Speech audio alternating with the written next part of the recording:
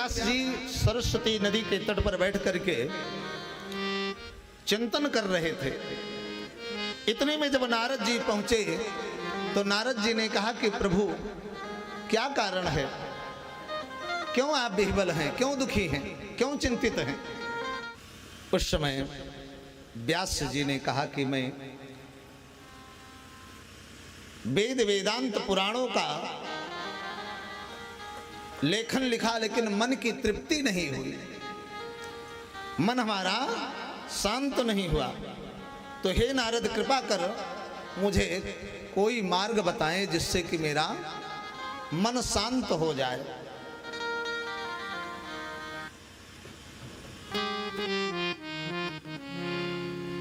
उस समय नारद जी ने 4 श्लोकों में श्रीमद् भागवत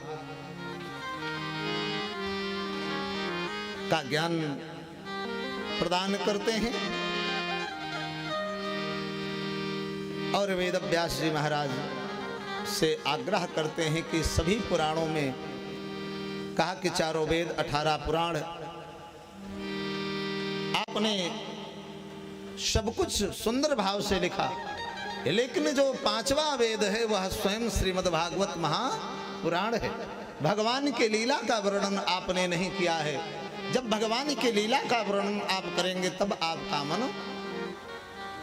प्रफुल्लित होगा। कहा कि जब मैं था तब हरि नहीं, अब हरि है मैं नाही, और सब अंधियारा मिट गया जब दीपक देखा माई।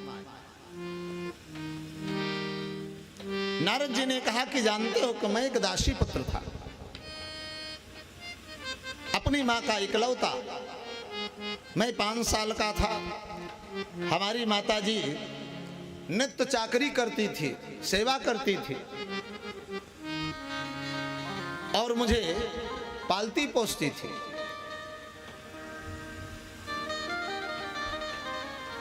पराधीन सपने सुख नाही, जब मनुष्य दूसरे के अधीन रहता है तब सुख नहीं प्राप्त हो सकता।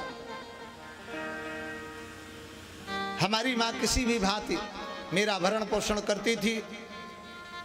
एक दिन की बात है,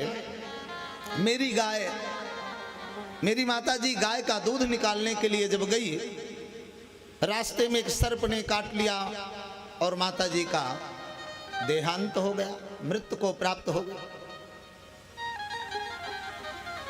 मैं रोते बिलखते चलते चलते भूख और प्यास से विह्वल एक नदी के किनारे जब पहुंचा, वहां जल ग्रहण किया। मैंने देखा कि बहुत सारे संत वहां पर चातुर्मास कर रहे थे। चातुर्मास क्या होता है? आषाढ़ के महीने से एकादशी, जो हम देवशयनी एकादशी कहते हैं, और ये कार्तिक के महीने में जब देव उठनी एकादशी आएगा, इसी के बीच में एक स्थान से दूसरे स्थान पर संत लोग नहीं जाते, वहीं रुक करके भगवान का भजन करते हैं। और वैसे भी ये वर्षा ऋतु है। तब मैंने संतों को जब देखा और संतों को देख करके उनके समीप गया, समीप जा करके उनकी सेवा चाकरी उनके आगे पीछे डोलता था, उनकी लंगोटी धोता था, तो जो कुछ भी प्रसादी बचता था वही खा करके मैं अपना पेट भरता था। 4 महीने जब व्यतीत हुए, संत लोग अपने अपने स्थान को जाने लगे। तब मैंने चरण को पकड़ करके कहा कि करहु प्रणाम, करम मन बानी, करहु कृपा सुत सेवक जानी, कि हे प्रभु आप हमारे ऊपर कृपा करें। मेरा उद्धार कैसे होगा, मेरा भरण पोषण कैसे होगा, मैं कहाँ जाऊं, कहाँ रहूं। तब संतों ने बड़ी कृपा हमारे ऊपर की, मुझे मंत्र प्रदान किया।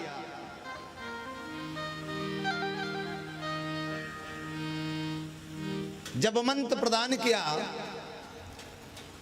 नमो भगवते तुभ्यं वासुदेवाय धीमहि प्रद्युम्नाय रुद्राय नमः संकर्षणाय च। कहा कि ले जाओ, इसी मंत्र को नित्य जपो और इसी मंत्र के प्रभाव से ही आपका दुख दूर होगा।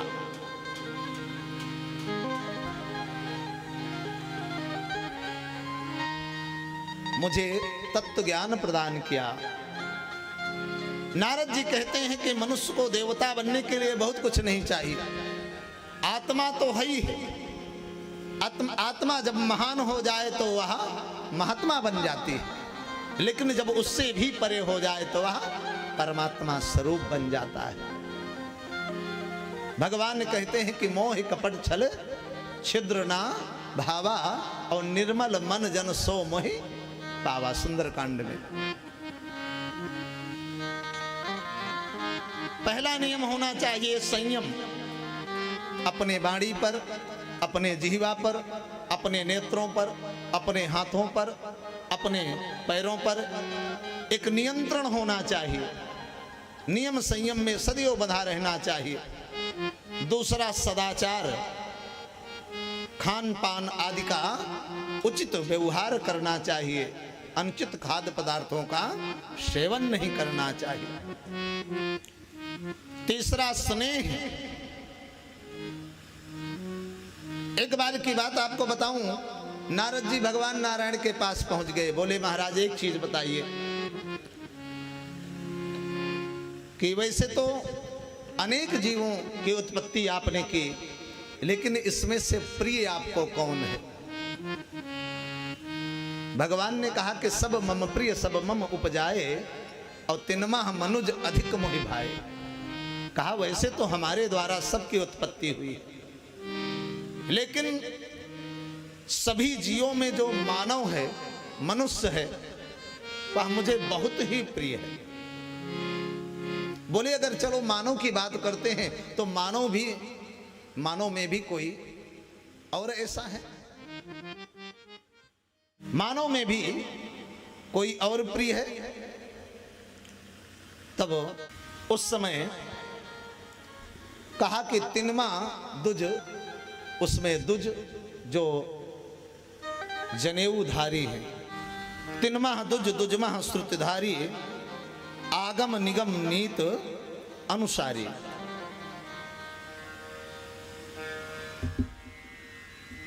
कहा कि उसमें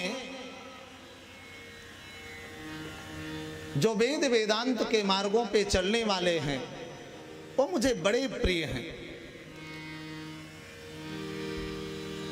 तब नारद जी ने कहा कि प्रभु सुबह से लेकर के शाम तक केवल आपका नाम जपता हूं,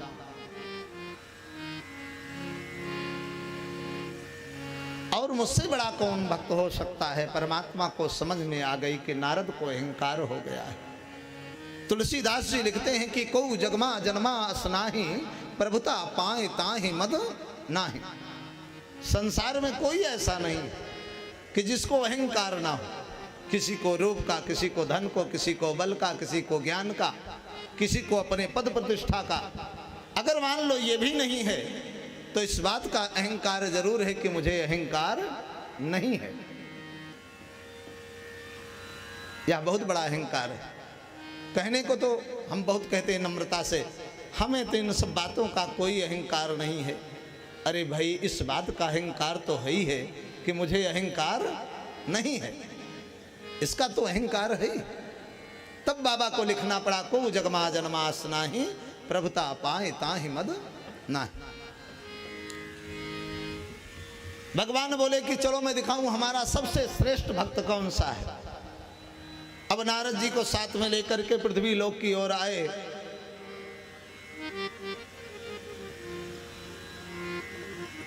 चलते चलते थक गए नारद जी। एक बाग थी, उस बाग में विश्राम करने के लिए रोक दिए। और वहां पर एक किसान खेती कर रहा था।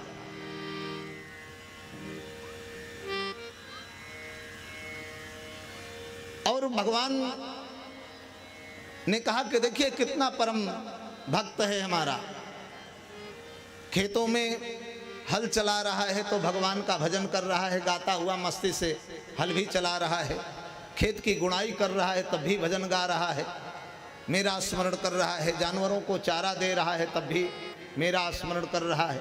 कोई आते जाते बड़ा श्रेष्ठ मिल गया, भैया राम राम, जय जय सीताराम। नारद जी सोचे कि यही सबसे बड़ा भक्त है ही है। अरे अपना काम कर रहा है कि भगवान का नाम ले रहा है, ये तो अपना समय गुजार रहा है। भगवान ने कहा कि अभी भी नारद जी को संतुष्टि नहीं हुई। भगवान ने कहा नारद एक काम करेंगे, मुझे आवश्यक कार्य आ गया, मैं वैकुंठ जा रहा हूं, लेकिन एक छोटा सा काम। बोले क्या? मेरे जाने पर एक दीपक मेरे साक्षी के रूप में यहाँ पर जलता रहेगा, कृपा कर उसका ध्यान रखना, वो बुझने ना पाए। नारद जी ने कहा प्रभु कोई बात नहीं है। एक दिव्य ज्योति वहां पर प्रकट हुई। भगवान ने कहा कि नारद ये बुझने ना पाए। तब उस समय भगवान वहां से जैसे चले बड़ी तेज हवा आने लगी। जब बड़ी तेज से हवा आने लगी, नारद जी अपने पल्लू को, अपने अचले को कभी इधर से करें, कभी उधर से करें, कभी उधर से करें। नारद जी हैरान। लौट करके जब भगवान आए, बोले नारद जी क्या स्थिति? अरे बोले महाराज जी बड़ा झमेला है इसमें, हवा बड़ी तेज चलने लगी। बोले कि बुझा तो नहीं? बोले महाराज बिल्कुल बुझने नहीं दिया। लेकिन बैठे और बोले कि एक बात बताओ, कितनी बार मेरा स्मरण किए? बोले महाराज जी बैठ करके नाम जपता तो ये दीपक बुझ गया होता। तो भगवान ने कहा एक बात बताओ, अनेकों वृक्षों को जल दे रहा है, अपने परिवार का भरण पोषण कर रहा है, अपने ही समाज में हर प्रकार की सेवा में रत है, जो आ रहा है भिक्षा के लिए उसे भिक्षा दे रहा है, अपने पशुओं को समय से आहार व्यवहार कर रहा है, तो इससे बड़ा भक्त कौन हो सकता है? काम भी कर रहा है और नाम भी जप रहा है। जिस देश में जिस भेष में परिवेश में रहो, जिस देश में जिस भेष में परिवेश में रहो, राधा रमण राधा रमण राधा रमण कहो, राधा रमण राधा रमण राधा रमण कहो। जिस भेष में जिस भेष में परिवेश में रहो, जिस भेष में जिस भेष में परिवेश में रहो, राधा रमण राधा रमण राधा रमण कहो, राधा रमण राधा रमण राधा रमण कहो, राधा रमण राधा रमण राधा रमण कहो, राधा रमण राधा रमण। दोनों हाथों पर करते हुए कहो, राधा रमण राधा रमण राधा रमण कहो, राधा रमण राधा रमण राधा रमण कहो। जिस काम जिस नाम से जिस काम से जिस नाम से जिस धाम में रहो, जिस काम से जिस नाम से जिस धाम में रहो, राधा रमण राधा रमण राधा रमण कहो, राधा रमण राधा रमण राधा रमण कहो। संसार में घर बार में परिवार में रहो, संसार में घर बार में परिवार में रहो, राधा रमण राधा रमण राधा रमण कहो, राधा रमण राधा रमण राधा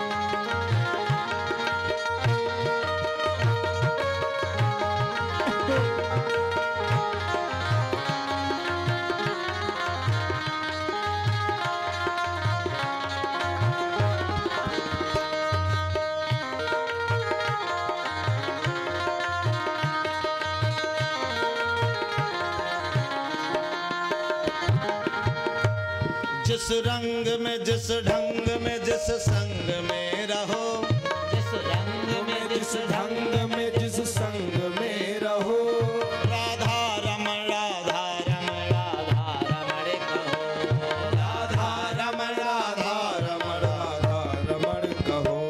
जिस हाल में जिस चाल में जिस खाल में रहो, जिस हाल में जिस चाल में जिस काल में रहो, राधा रमण राधा रमण राधा रमण कहो, राधा रमण राधा रमण राधा रमण कहो। श्री राधे।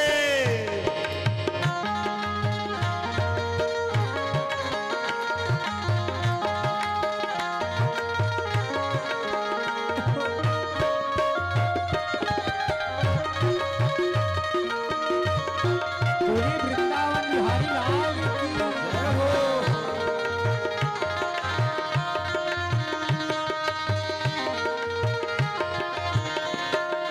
और यही नहीं, जिस मान से जिस शान से जिस आन से रहो, जिस मान से जिस शान से जिस आन से रहो, राधा रमण राधा रमण राधा रमण कहो, राधा रमण राधा रमण राधा रमण कहो।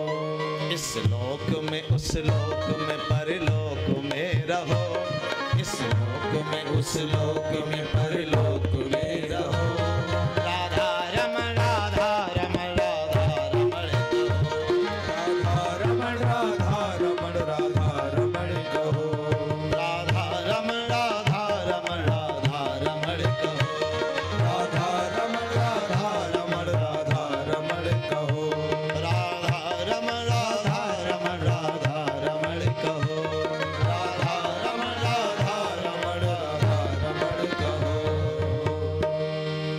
कहा कि संतों के द्वारा दिए हुए मंत्र का प्रभाव है कि आज मैं देवर्षि नारद बन के भ्रमण कर रहा हूं। संत मिलन को जाइए तज ममता अभिमान, ज्यों ज्यों पग आगे धरे कोटि यज्ञ समान।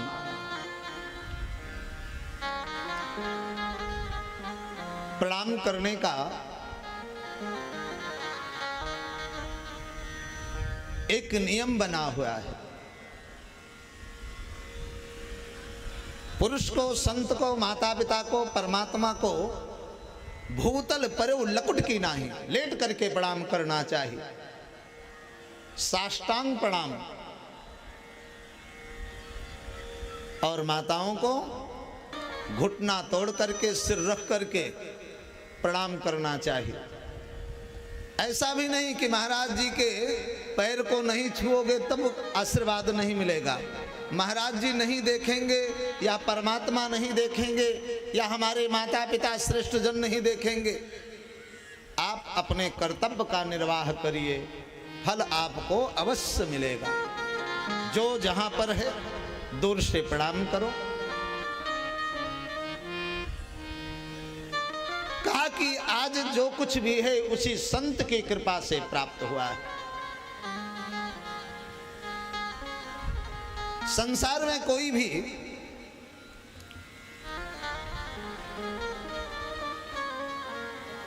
कार्य हम करते हैं तो बाबा ने लिखा कि मात पिता गुरुप्रभ की वाणी, बिना विचार करे शुभ जानी।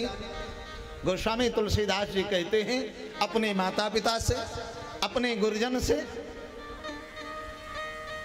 और स्वयं परमात्मा स्वरूप जो हमारे हृदय में विराजमान हमारा मन है, जब ये सब समाहित हो जाए, एक जैसा व्यवहार हो जाए, एक जैसा आदेश हो जाए, तो किसी समय, किसी मुहूर्त, किसी घड़ी की जरूरत नहीं है। उस समय तो आप परमात्मा का स्मरण करें और कार्य को प्रारंभ कर दो। प्रेम से बोलो श्री राधे। हेलो।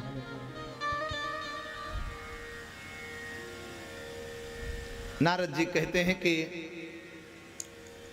उन्हीं संत की कृपा है कि मैं आज देवर्षि नारद बन के भ्रमण कर रहा हूं। मुझे भी अहंकार हो गया था, परमात्मा ने मेरे अहंकार को दूर किया। तो जीव को कहीं ना कहीं अहंकार होता है, लेकिन उस अहंकार को नष्ट करने के लिए केवल परमात्मा के चरणों की कृपा। नित्य भगवान के चरणोदक का पान करो, गुरु के चरणोदक का पान करो। अब नित्य गुरु का चरणोदक कहां से मिलेगा, यह भी सोचने की बात है। तो कभी भी गुरु के यहां जाइए, जाकर के उनका चरण धुल करके लाइए, और धुल करके लाने के बाद जो उधर पुण्य लगाते हैं, ये मणि होती है, उसी से उसको घोल करके गोली बना करके रख लो। भगवान का चरणोदक 3 बार लेने से मुक्ति मिलती है, लेकिन गुरु का चरणोदक केवल 2 बार लेना चाहिए। तभी तो कहा है कि गुरुर् ब्रह्मा गुरुर् विष्णु गुरुर्देवो महेश्वरः गुरु साक्षात परब्रह्म तस्मै श्री गुरुवे नमः।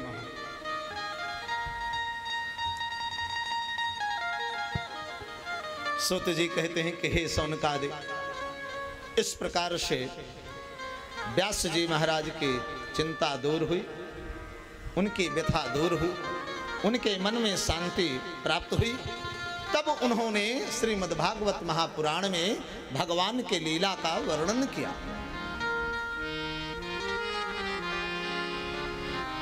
कहते हैं एक बार की बात है, जब कौरव और पांडवों के बीच में युद्ध हुआ,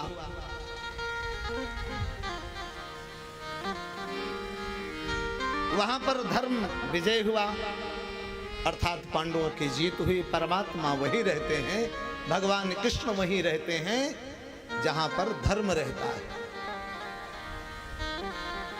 धर्म एव हतो हन्ति धर्मो रक्षति रक्षितः तस्मात् धर्मो न हन्तव्यो मानो धर्मो हतो बधीत। जो धर्म की रक्षा करता है, धर्म उसके घर और परिवार की रक्षा करता है। जो धर्म को निपटाने में लगा हुआ है, तो धर्म उसके वंश को निपटा देता है। एक माता जी थी, उनकी बेटी परिवार में बड़ी दुखी थी। आकर के माता जी को रोज एक कथा सुनाए कि आज सासू ने ऐसे कहा, आज पतिदेव ने ऐसे कहा, आज देवर ने ऐसे कहा, आज हमारे ददिया ससुर ने ऐसे कहा। तो माता जी ने कहा कि बेटी आपने क्या कहा? तो बोली मैं कम थोड़ी हूं, मैं भी कुछ ना कुछ उपाय सोच के रखी थी। बोली फिर भी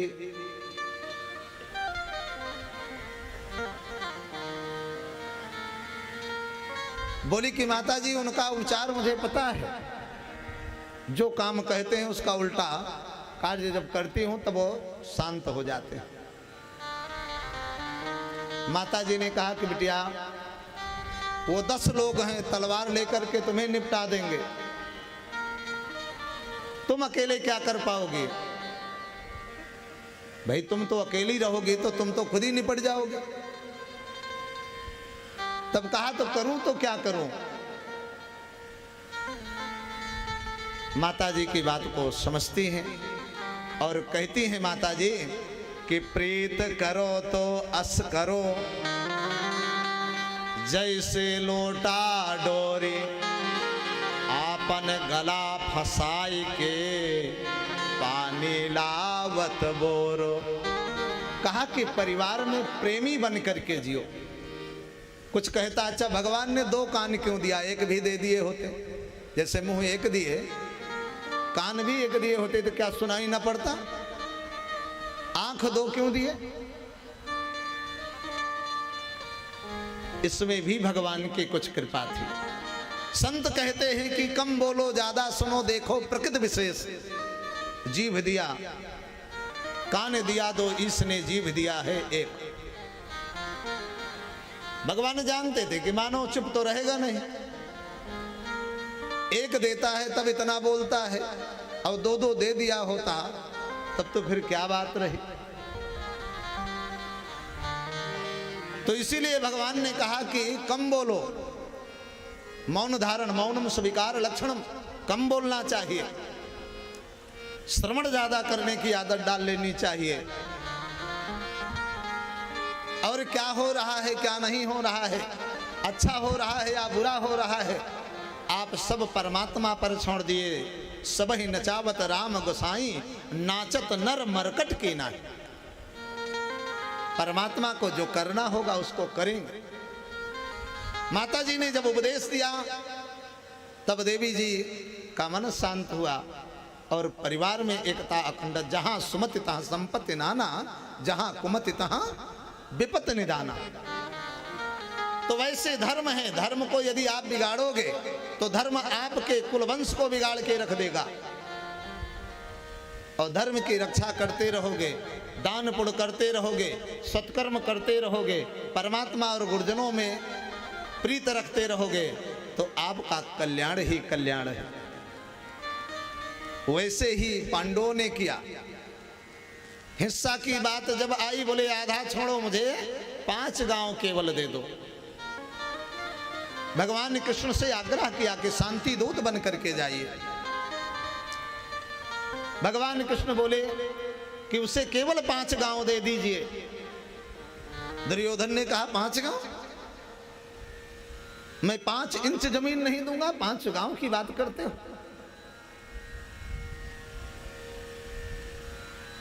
अनेक प्रकार से युद्ध को टालने का प्रयास किया धर्मराज युधिष्ठिर और भगवान कृष्ण ने। लेकिन जाको दुख दारुण प्रभ दीना, ताकि मति पहले ही हर लीना। भगवान को जब दुख देना होता है तो सबसे पहले उसकी बुद्धि काम करना बंद कर देती है। अगर कोई ज्ञानी, कोई श्रेष्ठ जन, कोई वृद्ध जन जब उसे समझाना प्रारंभ करता है तब उसे लगता है कि हम इनको मूर्ख दिखाई पड़ रहे हैं, हम इतने पढ़े लिखे हैं, हम इतने ज्ञानी, हम इतने श्रेष्ठ हैं, ऐसे ही दुनिया घूम कर आ रहे हैं। लेकिन हमारे जो बुजुर्ग लोग थे भले पढ़े लिखे नहीं थे, लेकिन उनके अंदर जो मानवता थी, जो प्रेम था, जो स्नेह था, जो पारिवारिक संबंध थे, बड़े अगाध हुआ करते थे। धर्मराज युधिष्ठिर ने कहा कि क्या करना चाहिए? भगवान कृष्ण ने कहा अब तो धर्म की रक्षा के लिए शस्त्र भी उठाना चाहिए। सठम साठम समाचरेत, 60 के 60 60ता का ही व्यवहार करना चाहिए। युद्ध होता है धर्म का, धर्म की विजय होती है। उधर दुर्योधन अपने अहंकार में चूर, अपनी प्राण की रक्षा के लिए सरोवर में प्रवेश कर गया। अश्वत्थामा गया, बोला कि क्या हुआ, कैसी तुम्हारी सहायता कर सकता हूं? दुर्योधन ने कहा मुझे 5 पांडवों का सिर चाहिए। अश्वत्थामा ने कहा ये लो, आज ही रात को काम कर देते हैं। अरे युद्ध लड़ करके नहीं, अगर जीते तो कपट से तो जीत ही सकते हैं। उस समय भगवान कृष्ण जानते थे 5 पांडवों को लेकर अपने साथ चले जाते हैं। द्रौपदी के 5 पुत्र शयन कर रहे थे, उन 5 का सिर काट करके ले जा करके, जैसे ले जा करके अर्पण करता है, कहा ये देखिए 5 का सिर, पांडवों का सिर काट डाला हूं। दुर्योधन विकल होकर के रोता है कि आज ने हमारे वंश का ही विनाश कर दिया, बाल हत्या कर देता है। इधर अर्जुन को जब पता लगता है, अर्जुन वध करने का सौगंध लेते हैं कि आज मैं इसका वध करके ही लौटूंगा। अर्जुन को आते हुए देख करके ब्रह्मास्त्र को छोड़ देता है।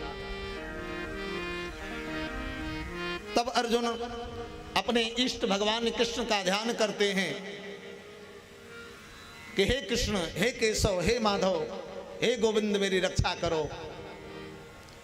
भगवान कृष्ण के आदेश के अनुसार धर्मानिष्ठ होकर के, पवित्र होकर के, आचमन करके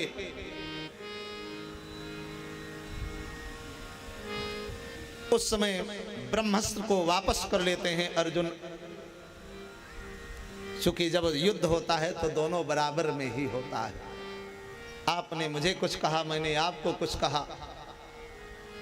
अपने देहात में कहावत है कि बात का बतंगर और लीटा गुड़ कभी खत्म नहीं होता। गुड़ जब लीटा हो जाए तो एक तरफ छुड़ाओ तो दूसरी तरफ हो जरूर लगेगा, और बातों में बात बढ़ती जाएगी, कभी भी वो खत्म नहीं होगी। उस समय अर्जुन ने भगवान कृष्ण के कहने पर ब्रह्मास्त्र को वापस लेते हैं और दौड़ करके अश्वत्थामा को पकड़ लेते हैं। पकड़ करके जब वध करने लगे तो भगवान कृष्ण बोले कि अर्जुन,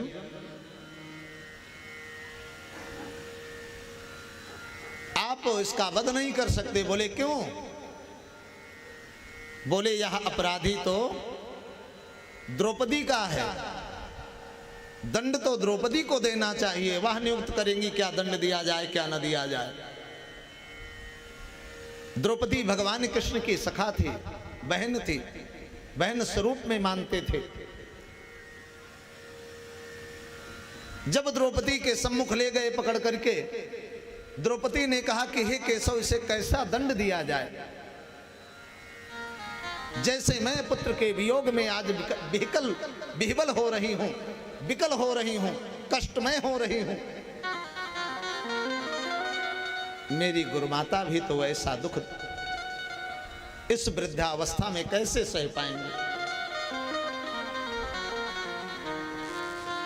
तो कृपा कर मुझे बताइए किसको दंड देना चाहिए और किसको दंड नहीं देना चाहिए। मत्तम प्रमत्तम उन्मत्तम सोपतम बालम स्त्रियम जड़म प्रपन्नम विरथम भीतम न रिपुम हन्ति धर्मवित्।